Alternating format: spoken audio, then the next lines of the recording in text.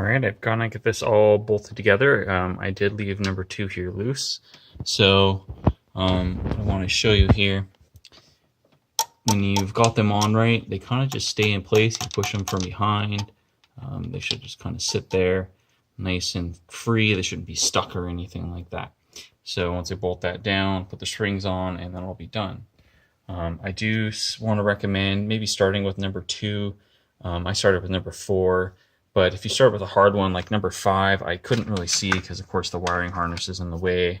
You might get a little frustrated. So if you start with one that you can see and get a feel for it, and then move on from there to the harder ones.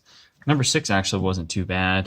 The spring back here does actually go over past the cam, but it didn't really matter in the end. Just be sure you don't accidentally drop that rocker down behind the engine, because that would really suck.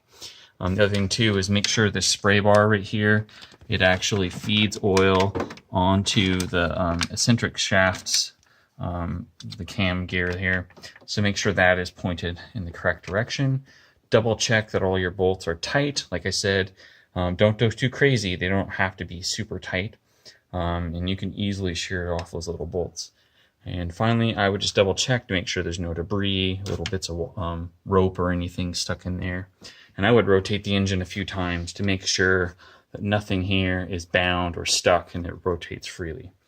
So in the recap here, the tools I used, really simple: flathead screwdriver, a little wrench, a little bit of rope, some gloves, because it actually does kind of hurt when you're pulling on this rope and pushing on there. Other than that, that's kind of the MacGyver way to do a MILV install without accidentally shearing off one of these bolts or damaging the threads.